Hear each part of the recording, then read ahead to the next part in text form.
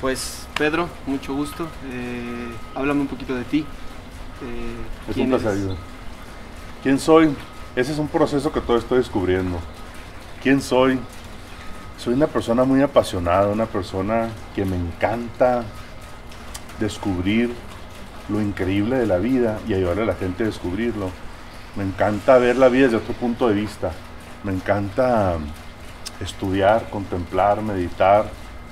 El otro día estaba viendo una entrevista de Einstein y le pregunto a una niña, ¿cómo le haces para ser tan inteligente? Le pregunta.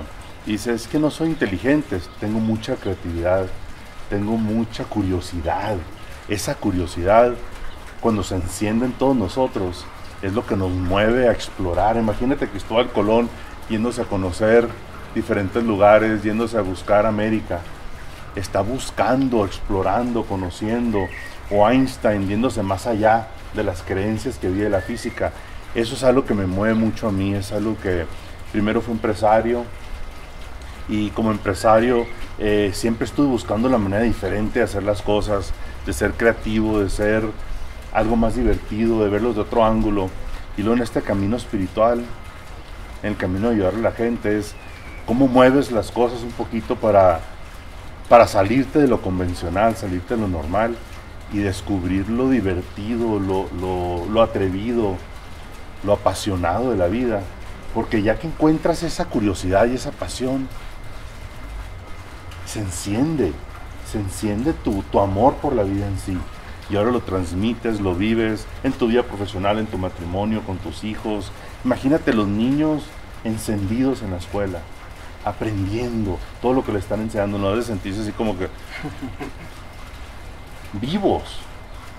Para mí esa es la esencia de la vida. Y hagas lo que hagas, seas artista, seas cocinero, seas doctora, seas maestra, seas lo que sea. Si tienes esa pasión en tu vida, si estás vivo, si estás despierto, estás descubriendo lo mejor en ti y en otros. Entonces, a eso es lo que me dedico y es lo que te diría que me gusta como la manera de conocerme y descubrirme. ¿Cómo, cuándo o por qué empezó esta búsqueda o estas ganas de explorar o estas ganas de indagar un poquito más? Fíjate que llegué a los 35 años aproximadamente y tenía todo lo que me decían. Me acuerdo escuchar las palabras de mi mamá: Pedrito, hay que estudiar y trabajar y hacer esto y ser buena persona. Y me acuerdo vivir todo eso, ponerme a estudiar y casarme, bonito matrimonio, mis hijos, los negocios, etcétera. Pero llego de repente a los 35 y había un vacío por dentro. Algo estaba mal, no podía hacer todo esto. Se me había hecho así como que esto no me llena, esto no me puede satisfacer. Tiene que haber algo más en la vida, tiene que haber algo más asombroso, algo diferente, una manera de sentirte diferente, de procesar la vida diferente. Y entonces es donde empieza esa búsqueda profunda, intensa por descubrir. A los 35 años empieza esa obsesión, porque esa obsesión te mueve y te hace salirte de donde estás, ir más allá y da un miedo, o sea, a veces sientes el miedo así que te paralizas, va a salir todo mal, ¿qué va a pasar si no sigo las reglas que me dijo mi mamá o la sociedad o la escuela? Pero si no nos salimos de ahí, nunca vamos a descubrir lo grandiosos que somos. ¿Cuál fue como este primer paso? ¿Cuál fue el primer acercamiento de tu camino? O sea, ¿cómo fue que llegaste a querer buscar más o a querer indagar más dentro de esta búsqueda, dentro de este camino, pues de tener una vida mucho más clara y de llenar este vacío? ¿Cómo empezaste a llenar este vacío? Sí, excelente pregunta. Fíjate que estaba en mi computadora trabajando y de repente me llegó un correo electrónico invitándome a un seminario. Y yo había estudiado mucho en la universidad y todo, pero en realidad no era de ir a seminarios.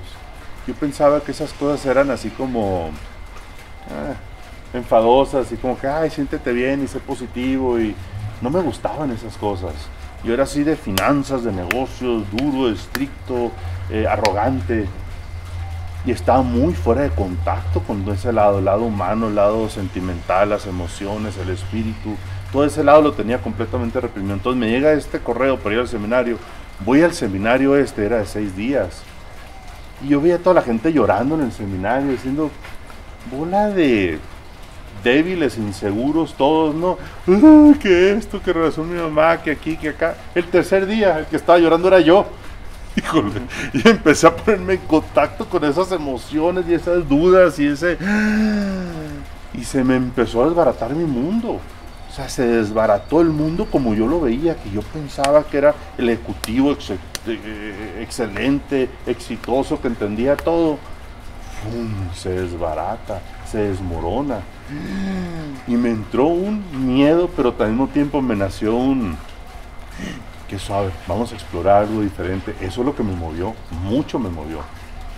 Me sacudió, de hecho, cuando fui al seminario ese y regresé, me dice mi esposa, no te conozco.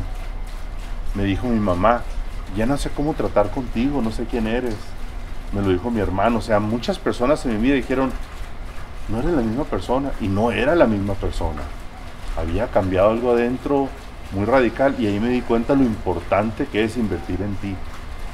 Muchas veces invertimos en ciertos conocimientos para ser un buen doctor, o para ser un programador, o para ser mecánico. Estudiamos la música, estudias la guitarra o estudias el piano, pero nunca nos estudiamos a nosotros. Y en realidad todo es una expresión de ese proceso de estudiarnos a nosotros, de conocernos. Así fue el proceso, fue algo muy... Yo creo que, no, fíjate, no había llorado desde que habían muerto mis abuelos hace 20 años antes o más. No había sentido, había reprimido esas emociones y no me he dado cuenta del poder y la pasión que había en todo eso. De no creencias, de no preguntar, de no indagar, de no ver un poquito más allá. Después vino esa parte como de un conocimiento y una fragmentación. Pero pues cuando está eso fragmentado, ¿cómo le haces para volver a unir las piezas? ¿O qué herramientas utilizaste? ¿O cómo le hiciste para después de eso que encontraste en este primer seminario, poder, uno, continuar con tu vida que a lo mejor pues ya tenías construida desde la otra parte? Sí. Y dos, para seguir buscando y para seguir indagando? ¿Cómo fue tu proceso de selección de qué buscar o de qué encontrar o de qué hacer? Híjole, qué buena pregunta. Fíjate que una parte gigante del impulso, una palabra que sentí, que me dolió tanto, que me molestó tanto, cobarde. Me sentí, bueno, 2 palabras, cobarde e hipócrita. Me sentí muy cobarde y me sentí muy hipócrita. Me sentí muy hipócrita porque me había pasado toda mi vida tratando de proyectar algo que no era, tratando de ser algo que no era, y me sentí muy cobarde. Fíjate, es bien curioso porque Jesús es la palabra que usa, la palabra más fuerte que usa Jesús cuando está hablando con los fariseos es hipócritas. Hipócritas porque dicen una cosa y hacen otra, piensan una cosa y hacen otra. Y yo me sentí así, me sentí hipócrita, me sentí cobarde, porque estaba tratando de ser algo que no era. Y entonces una promesa que me hice ahí en ese momento es: no vuelves a ser cobarde. Te cueste lo que te cueste, no vuelves a vivir como una persona agachada, como una persona menos, como una persona inferior, como una persona cobarde. No vuelves a vivir, Pedro, así. Jamás vas a volver a vivir así. Aunque te cueste la vida, aunque te cueste tu matrimonio, aunque te cueste tus empresas, aunque te cueste la salud, aunque te cueste lo que te cueste, no vuelves a vivir como un cobarde. Era un coraje dentro de mí, porque yo no me había visto, yo no había visto ese lado de mí. Cuando lo vi, me cayó muy mal. Entonces me hice esa promesa: no vuelves a vivir ahí. Cuando empecé ese proceso, se empezaron a alinear muchas cosas. Me empezaron a llegar libros, maestros, seminarios. Me empezó a llegar todo lo que fue poniendo todos los ladrillos en esta edificación que viene siendo nuestra vida. Empieza a llegar este ladrillo, luego este, y empieza todo a conectarse de una manera inexplicable, se empieza todo a conectar y dices, es parte esto de un despertar, es parte esto de un proceso de conocerte, es parte de dejar de pensar lo que creo que debería de ser y empezar a ser lo que soy. O sea, esa división interna, como te lo pintan las caricaturas, ¿no? Que te ponen el diablito aquí, el angelito acá, y dices tú, quiero ser el angelito, ese es el bueno, ese debería de ser, pero algo dentro de ti que dice, pero quiero ser el diablito también, es más divertido el diablito. Entonces tienes adentro de ti el diablito, el angelito, y tienes una pelea interna, o sea, no sabes si vas más para acá o vas más para acá, y de repente en el progreso en el avance te das cuenta que el angelito y el diablito son muy similares. Los dos quieren jugar, los dos quieren divertirse, los dos quieren ser genuinos, auténticos, los dos quieren ser amados, los dos quieren ser respetados. Entonces empieza a conciliar eso dentro de ti y empieza a experimentar un amor y una paz indescriptible. Un amor y una paz que es muy sencilla, que no depende en muchos conocimientos, sino que es un proceso de ser genuino contigo mismo y con las personas que te rodean, de ser honesto contigo mismo, y empieza un proceso de madurar. No sé si eso contesta la pregunta, pero sí, eso me movió, son cosas que me movieron desde el centro. Pero entiendo que te sacuden y te fragmentan, pero ¿cómo le haces para, pues durante, ¿cuántos años tienes? No? 47. Para algo que tenías durante 47 años en tu cabeza, para dejar de pensar en eso que durante 47 años te dijeron, para dejar de ir hacia lo que durante 47 años te dijeron, no debe de ser algo fácil. Sí. Supongo que te tienes que agarrar de algo, te tienes que tener como ciertos flotis. Yo veo como sí, si te dejaran en medio de la alberca y pues estás ahí solo en la alberca. ¿Cuáles fueron esos flotis o esas tablas de las que tú te agarraste? Sí. Fíjate que desde los 15 años había empezado a leer mucha filosofía, y una de las cosas que me impactó mucho es cuando estudias, a mí siempre me había llamado mucho la atención, me llama mucho la atención el éxito. Estudiar a las personas exitosas, filósofos, Sócrates, Aristóteles, Einstein, como dije hace un ratito. Estudias a los grandes de la historia, al Buda, a Gandhi, a Mandela, a Jesucristo, y te das cuenta que todos terminaron hincados, todos terminaron arrodillados. Por más inteligente, Hitler termina suicidándose. Ese es que se creía Napoleón, termina hecho pedazos por dentro. O sea, las personas más exitosas, más ricas, más inteligentes, más todos en realidad terminamos hincados. Entonces hubo algo dentro de mí que dijo, Pedro, te vas a tener que hincar, y no sabes cómo hincarte, porque toda mi vida he querido luchar para estar arriba, siempre quería estar arriba. Imagínate en el mundo animal, ves al león y dices tú, pues yo quiero ser el león, nadie se va a meter conmigo, pero ya que estudias al león, dices tú, prefiero ser la jirafa, ser el venado, que andan corriendo libres, que no andan, tú ves al león y está todo pateado, lastimado, cortado. Prefiero ser la cebra, que de vez en cuando me agarren y me coman, a ser el león que cada comida tiene que ir a matar.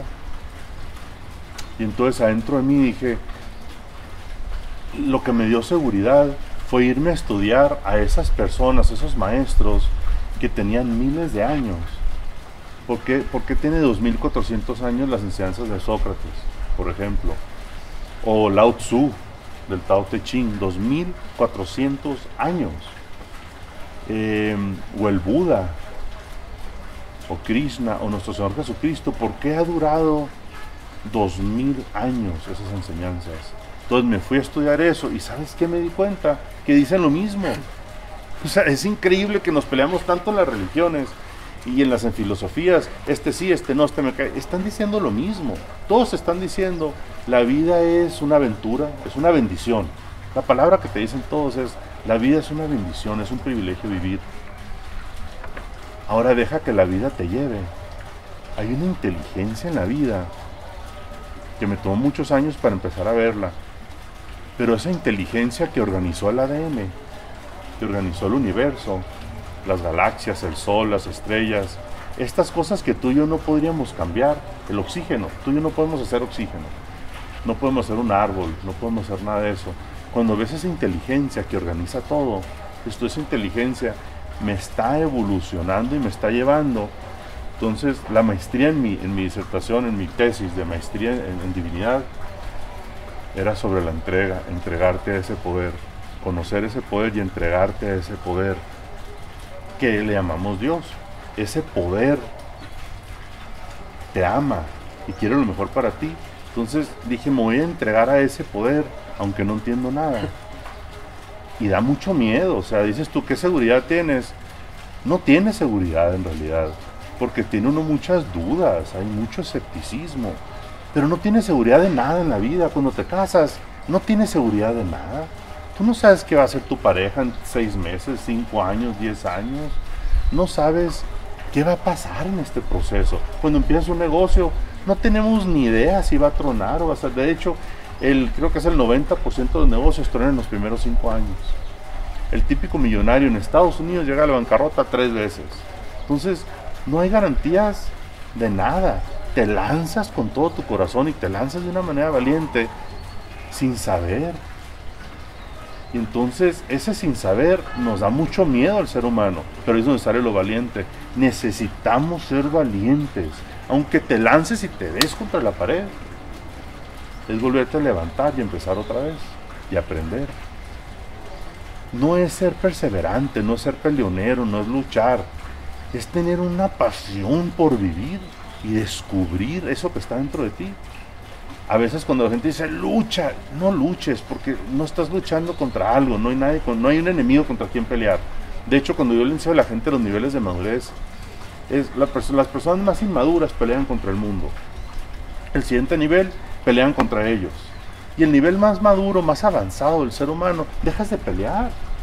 O sea, el verdadero ser maduro, centrado, ya no tiene por qué pelear. Ahora se centra y se pone a observarse y a conocerse.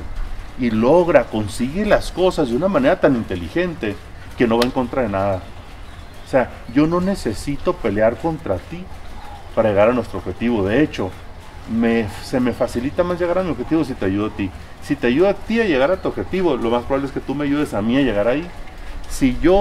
La tercera ley de Newton dice, por cada acción hay una reacción igual y contraria.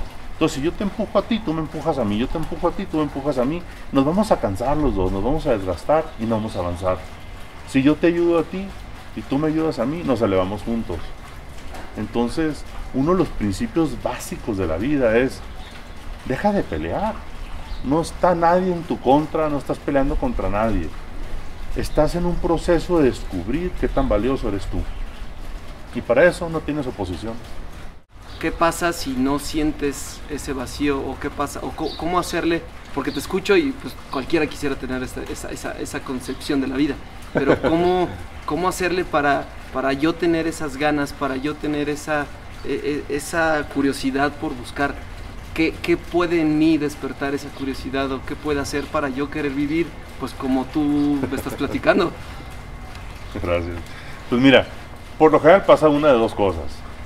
O te das contra la pared tan duro, en un matrimonio, en un divorcio, en un cáncer, se muere un hijo, pasa algún evento muy fuerte en tu vida que te tumba y te deja hincado, te hinca y tú dices, lo que he creído no es cierto, te das cuenta, lo que no he creído no es cierto. O, sin darte contra la pared, llegas a la conclusión de que tiene que haber otra manera de vivir, tiene que haber otra manera. Las personas que no se han dado cuenta de eso, que son la mayoría desafortunadamente, la mayoría de la gente está tratando tanto de vivir, y lo voy a decir aunque híjole, mucha gente no le gusta, ser positivo es uno de los problemas más grandes en este camino, porque la gente se dice, imagínate esto, tu cuarto está bien sucio, está todo tirado, está la ropa, es un cochinero, y te sientas a meditar y dices tú, mi cuarto está limpio, mi cuarto está limpio, mi cuarto, y abres los ojos y tu cuarto no se ha limpiado, o sea, sigue siendo un cochinero. Entonces mucha gente cree que si piensan positivos el mundo va a cambiar, y no es cierto eso. Es una de las grandes mentiras del tiempo moderno, es creer que el pensamiento va a hacer que cambie la realidad. Va a cambiar tu perspectiva, la realidad no va a cambiar. El cuarto sigue sucio. Lo que necesitas hacer es dejar de meditar 5 minutos y ponerte a limpiar tu cuarto. Eso es lo que funciona. Y entonces la vida no se convierte y no es un proceso de que quiero que sea como yo quiero que sea. Como un científico. Einstein no se puso a crear la relatividad. Newton no inventó la gravedad. Newton descubrió la gravedad. Einstein descubrió la relatividad. Son cosas que en la naturaleza ya están y ahora las descubres. Y entonces, este es un proceso de, si tú crees que lo que te enseñaron en tu niñez y este mundo es lo correcto, atrévete a vivirlo. No eches teorías, vívelo con toda tu pasión. Y lo vas a vivir con toda tu pasión y todo eso que va a pasar, te vas a dar contra la pared. Porque lo que nos ha enseñado el mundo no es cierto, no es la verdad y ya lo sabemos todos. Esas reglas que nos ha impuesto el gobierno o en las escuelas o en esas reglas que estamos siguiendo inconscientemente, especialmente los jóvenes, como tú ya saben, que no funcionan. Ya no están dispuestos a entrar a matarse estudiando y matarse trabajando para llegar a los 70 años, retirarse 6 meses y morirse. Ya no quieren jugar ese juego ustedes. Y qué bueno, no lo jueguen porque no funciona.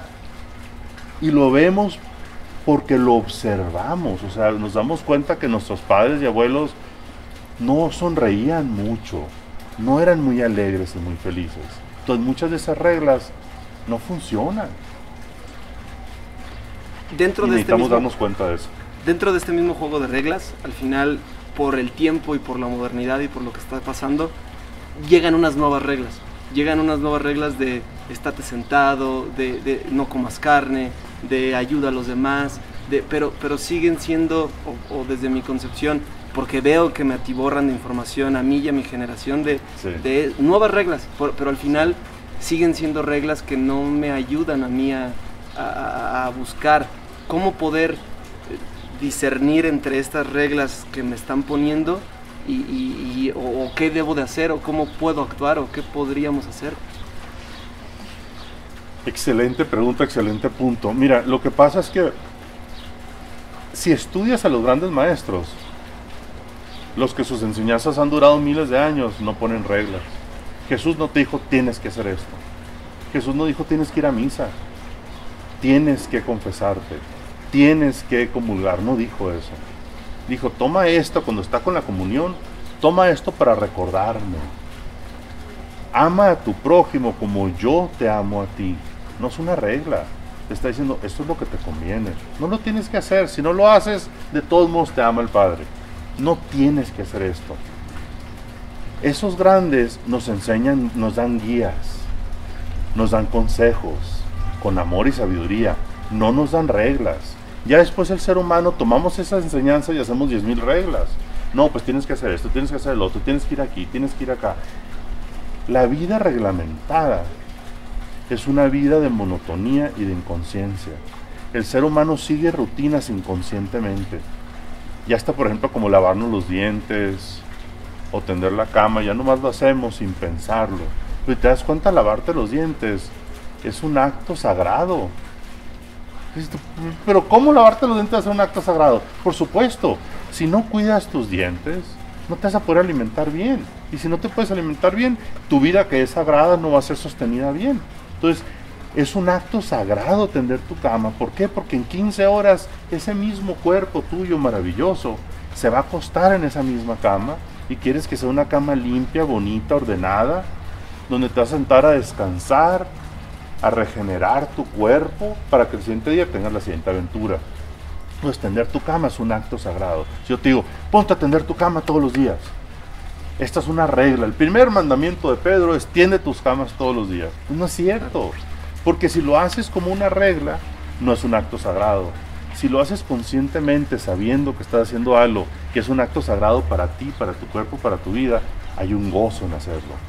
Ahora dices tú, ay, qué bueno que quede bonita la cama y que quede bien tendidita. Ahora te sale dentro de ti una satisfacción de hacerlo. En lugar de, ay, me dijo mi mamá que tengo que tender mi cama. Ay, mi mamá, ¿por qué se mete? Ya no hay una pelea dentro de ti, sino un gozo. Y lo que queremos es que todo lo que está pasando en tu vida se convierta en un gozo, se convierta en una celebración, se convierta en un acto sagrado. Todo lo que está, respirar es un acto sagrado. Estás tomando el oxígeno que está llegando y se expanden tus pulmones, el diafragma se baja, el corazón, o sea, esto está dándole vida a mi ser. Esto me lleva a mi última pregunta, y de todas estas religiones o de todos estos maestros, dentro de mi conocimiento y dentro de también estas mismas reglas que la sociedad, viene a mi cabeza la palabra meditación.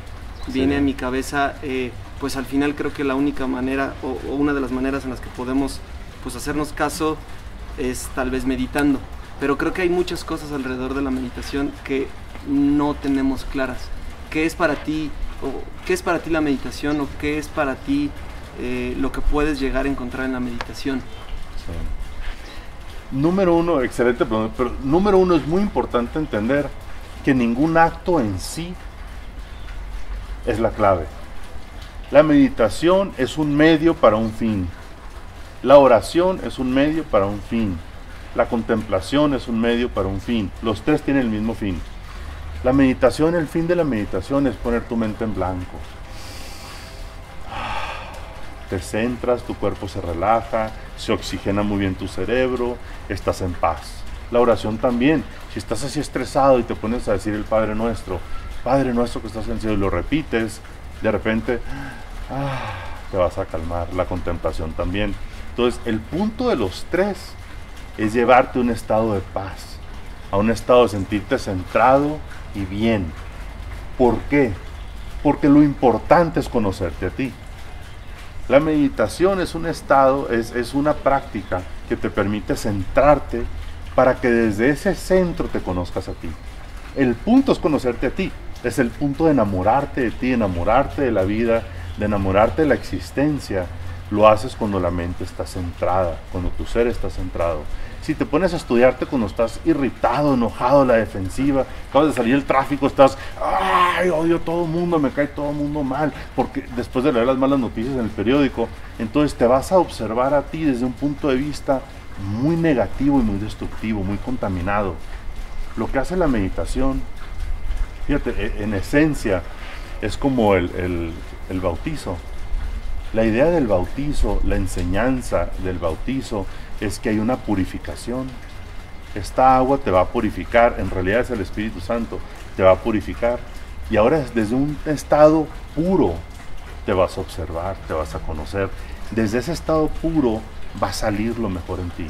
Y es lo que queremos, como una semilla, así que está saliendo la plantita, la rosa, está saliendo desde un estado puro. No queremos que salga un estado contaminado. No quieres poner la semilla en un lugar tóxico, ¿verdad? Quieres ponerlo donde hay un buen fertilizante, donde le da bien la luz, donde tiene muy buen agua, donde todo esto es lo mismo contigo. Como tú eres un ser divino que está en un proceso de abrirse y conocerse, queremos que te veas desde un punto de vista pacífico y centrado. Eso es en esencia la meditación. Es ponerte en paz, centrarte, y de ahí el nacimiento, el despertar de ese ser sagrado que está dentro de ti. ¿Cuáles han sido los mayores regalos que todo este proceso o este camino te han dado a ti? La paz, híjole. Era una persona tan enojona a veces, tan frustrado. Era una persona muy impaciente. Era una persona muy arrogante. No te voy a decir que no quedan hilitos de eso, ¿no? De vez en cuando también se expresan esos. Me desespero a veces con mi hijo, a veces con el tráfico, a veces con el movimiento de las cosas. Pero este despertar me ha llevado a un estado de paz. Me ha llevado a ver la vida como una bendición en lugar de como una guerra. No me gusta ver la vida como una guerra, porque la vida no es una guerra. No podemos ver la vida como que la vida está en tu contra, la vida está conmigo. Entonces esto me ha llevado a un estado de aprecio, de gratitud, de humildad, de gozo. Y la palabra central de todo es paz. Aun cuando las cosas salen terribles, cuando todo te sale mal, decir, ok, todo está saliendo mal de acuerdo a mi plan, pero hay un plan más grande que el mío. ¿Y cómo cabe todo esto que está pasando dentro de este plan global, de este plan más grande? Ese es el proceso de hacernos conscientes de que somos parte de algo más grande que nosotros. Pues no es nomás el mío. cómo lo que yo estoy haciendo te afecta a ti, cómo afecta a mis hijos, cómo afecta a mi comunidad.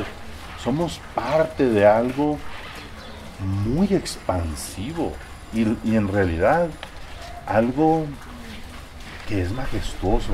Eso, antes no usaba yo palabras así como majestuoso, asombroso, maravilloso, divino, extraordinario, sublime, sublime. Cuando te das cuenta de que existe, o sea, que eso no es un pensamiento positivo, existe la posibilidad de vivir en un estado sublime y te lo mereces. No te lo tienes que ganar, te lo mereces. Ahora tu parte es descubrirlo dentro de ti. Eso a mí me dio vida, porque yo no podía ver ese mundo, yo ya no podía seguir siendo ese empresario que estaba en conflicto con todo el mundo. No quería vivir así, no me gusta vivir como un depredador, no quiero ser un león que está en cacería, agresivo, peleando, por dentro está la adrenalina bombeando el siguiente contrato y me peleo con este trabajador y este proveedor y Hacienda. Y dije, ya no quiero vivir así, tomé la decisión, ya no quiero vivir así. O hay una manera agradable de vivir, o no quiero vivir. Eso fue muy difícil para mí. Y entonces fue increíble darme cuenta que había una manera armoniosa, pacífica y agradable de vivir. No porque lo leí, porque me consta, porque lo estoy viviendo. O sea, eso, irte de la teoría de leer todos los libros, porque leí muchísimo, estudié mucho, leer todos esos libros, ahora a vivirlo. Tragarte el orgullo, dejar de pelear, dejar de pintarte de víctima, dejar de manipular a otros, dejar de querer controlar a otros, dejar de ser celoso, posesivo, envidioso, egoísta, y empezar a ver la vida desde otro punto de vista, fue una transformación indescriptible. Muchas gracias, Pedro. Muchas gracias a ti. Gracias.